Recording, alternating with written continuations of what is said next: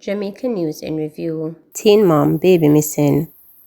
Kamika Brown and her 3-month-old daughter, Davian Brown, both of Broxton Hall District, Moko Clarendon, have been missing since Thursday, January 11. Kamika is of brown complexion, slim build, and about 5 feet 1 inch tall, while Davian is also of brown complexion and approximately 24 inches tall. Reports from the Moko police are that about 9 a.m., the teen mother and child were last seen at home, where Kamika was wearing her school uniform, a white blouse and black skirt, and her daughter was wearing a pink onesie. They have not been heard from since. Anyone knowing the whereabouts of Kamika Brown and her daughter is asked to contact the Moko police at 876-833-6154, the 119 police emergency number, or the nearest police station. Thanksgiving service for Gully Bop yesterday. The Thanksgiving service for the late dancehall artist Gully Bop went underway yesterday at the Ronnie Williams Entertainment Center on Hope Road in Kingston. Scores of people turned out to celebrate the life of Gully Bop, whose hit, "My God Dem No Bad Like Me," was being played over speakers attached to the top of the hearse when the body has arrived at the venue. The artist's real name, Robert Lee Malcolm, could be seen peacefully at rest in a glass-covered casket, dressed in a red suit and holding a microphone. Last October, Gully Bop's death was confirmed by his pastor, who told reporters that the entertainer passed away at the Kingston Public Hospital. He was said to have been suffering from a kidney disease and was admitted to hospital where he had been receiving treatment. According to an announcement on Instagram by the late artist manager, Gully Bop will be interred at his family's plot in Lawrence Tavern, Kingston. Police identify body of man found in St. Anne.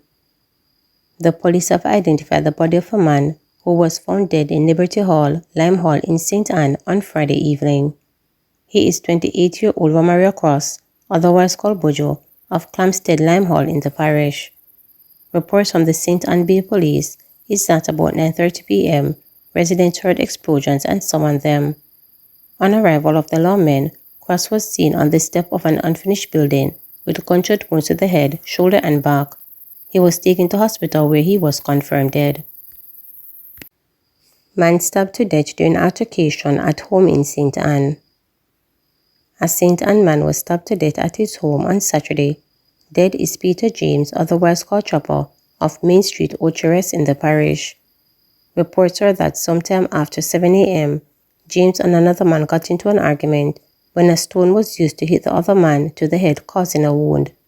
A knife was brought into play and James was reportedly stabbed in the chest. The police were summoned and both men were taken to hospital, where James succumbed to his injuries and the other man treated and released into police custody. The identity of the other man is being withheld pending further investigations. The incident pushed the number of people killed in St. Anne since the start of the year to at least 7. Some residents have expressed concern about the number of killings. One woman, Marsha Johnson, said St. Anne has been in the news too often. Every minute is another incident, next killing. St. Anne should be peaceful, and it is not right now. Like the people them a try break record with the killing, she lamented. Woman's decomposing body found in St. Anne identified. The police have identified a woman whose decomposing body was found at a house in Cave Valley, St. Anne on Friday. She is 55-year-old Gwendolyn Thomas, otherwise called Pamela, of Bottom Cascade District, Boroughbridge in the parish. Reports are that about 2:20 p.m., residents stumbled upon the body and summoned the police. On their arrival, Thomas' decomposing body was seen lying face down in a house. The scene was processed and the body removed to the morgue. The cause of death is not known. Investigations continue. NRSC concerned about fatality rate for the new year. Vice Chairman of the National Road Safety Council, Dr. Lucian Jones, has lamented that 2024 has gotten off to a bad start as it relates to crashes and fatalities. Several crashes have been reported since the start of the year, but he said the most disturbing one to date occurred along the North Coast Highway at Pier 3 Bottom in St. Anne. The 5-4 vehicle collision resulted in at least 2 deaths.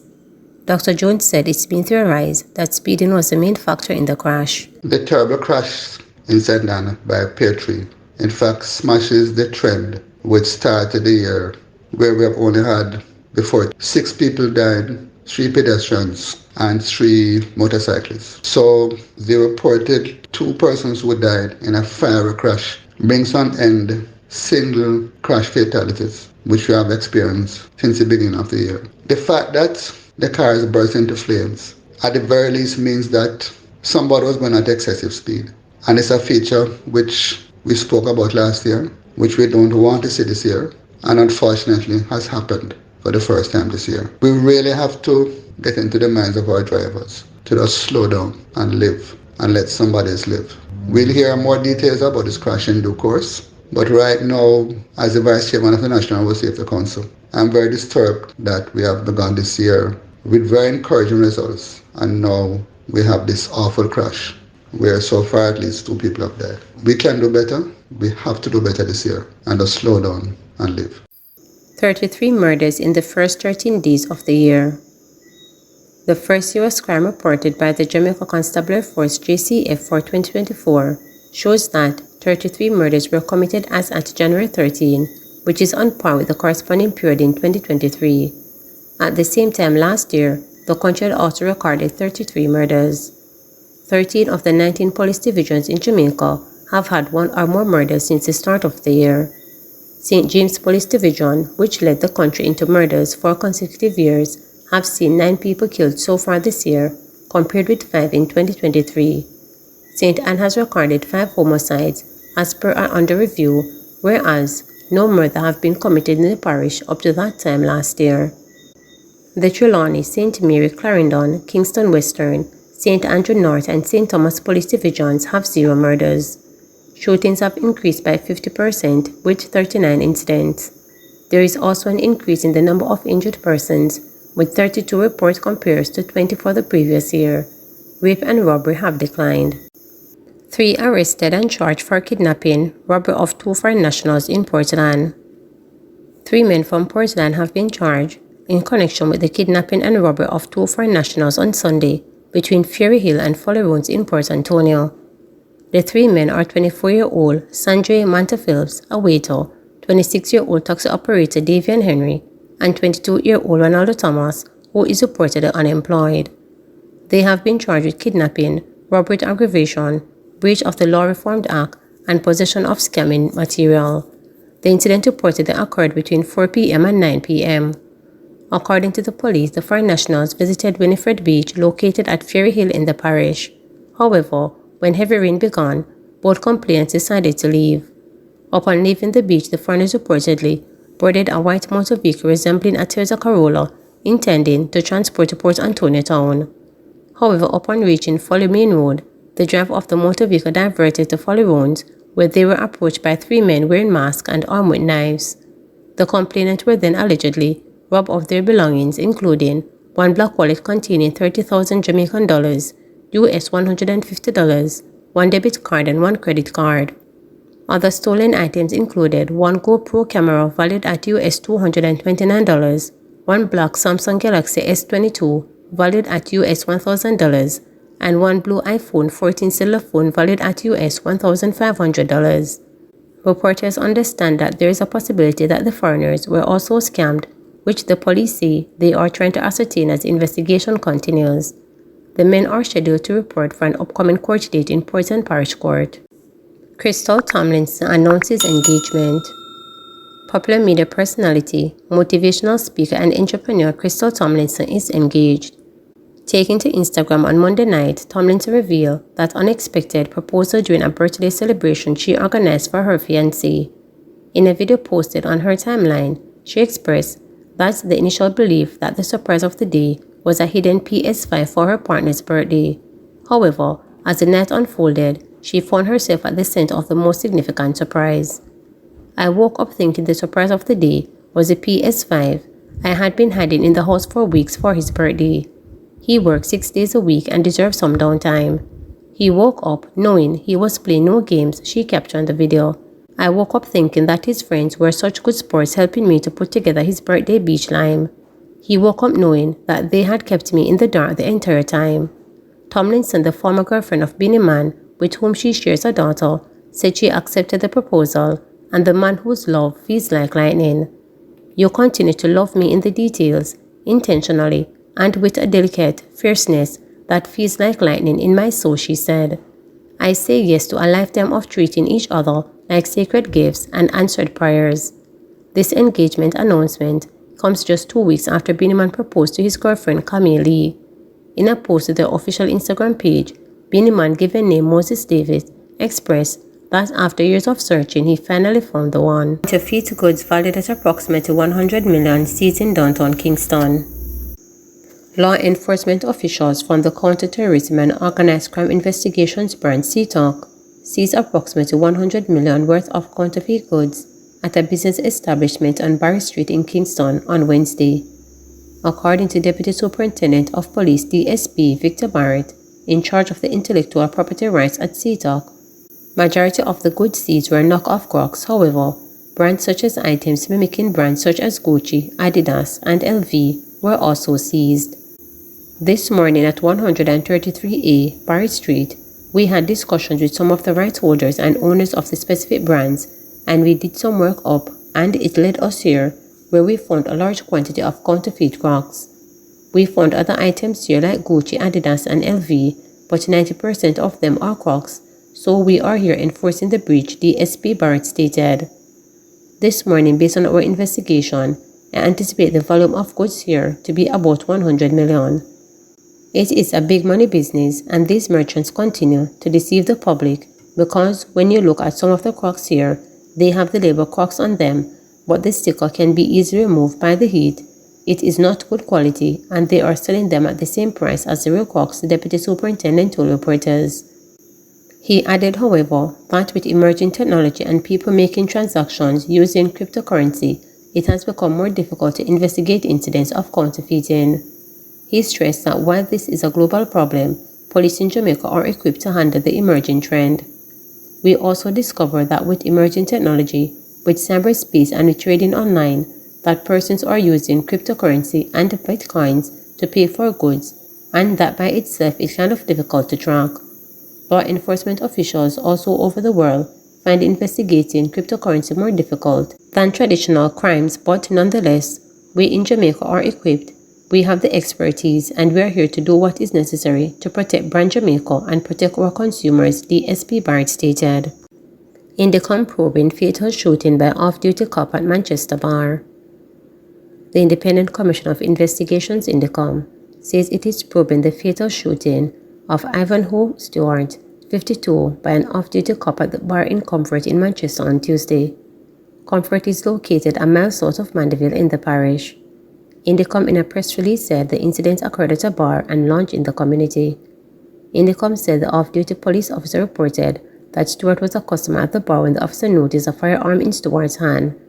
A reporter tussle ensued when the officer stated that he attempted to disarm the man. The officer subsequently shot at the man using the seized firearm. The man succumbed to the injuries sustained. The firearm allegedly seized from the incident was a black Taurus G2C with serial number. Indicom said the incident scene was examined by its forensics personnel, and the evidential material recovered was processed and packaged.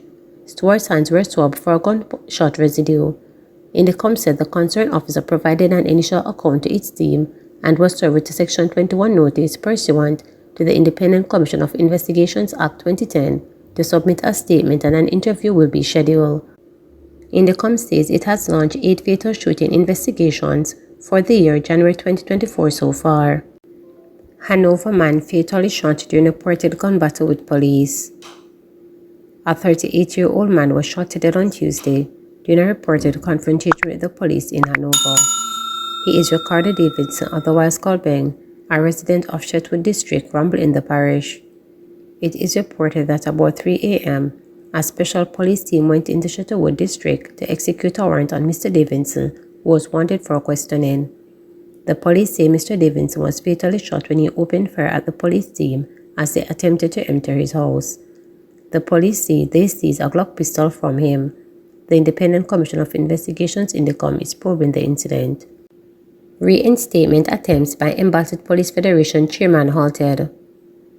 The Court of Appeal on Wednesday granted Assistant Commissioner of Police ACP Angie Lewis permission to pursue an appeal of the orders of Justice T. Carr to state the indictment of Embattled Police Federation Corporal Roll James. The Court of Appeal also ordered that the stay of the indictment be discharged. On November 17, 2023, the Honorable Justice T. Carr had issued a statement of indictment for Corporal James. James and his legal representative had maintained that the effect of the stay was to reinstate him.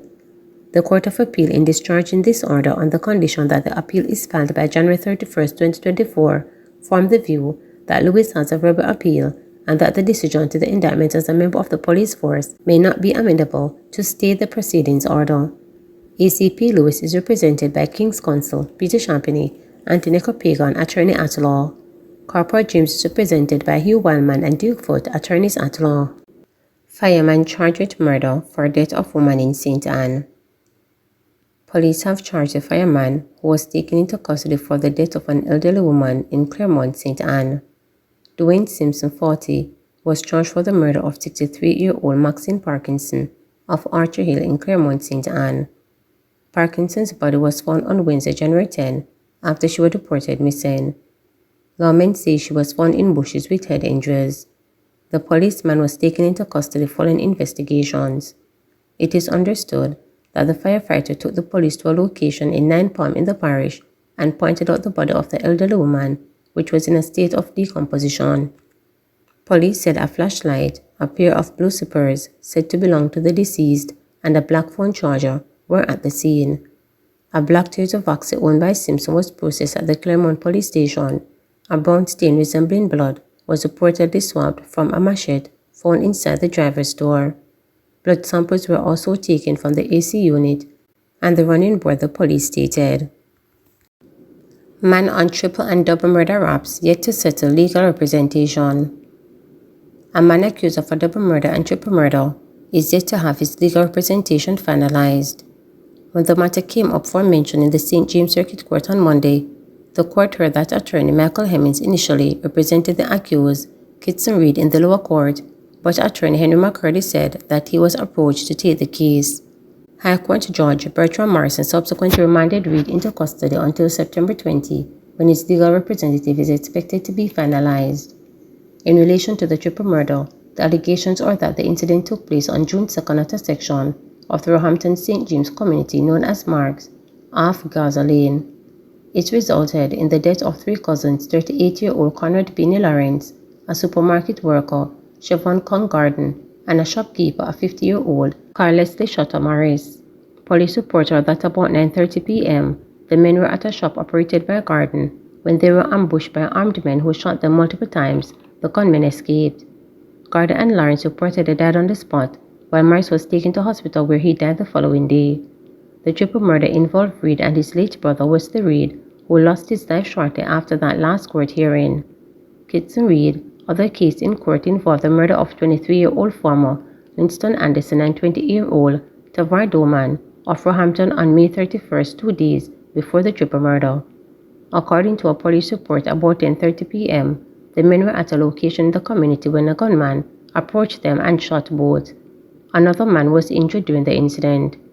The police were summoned and Anderson and Doman were seen with gunshot wounds. They later succumbed to their injuries. The other injured man escaped and was assisted to hospital where he received treatment. Please remember to subscribe, like, share, and click the notification bell for daily updates.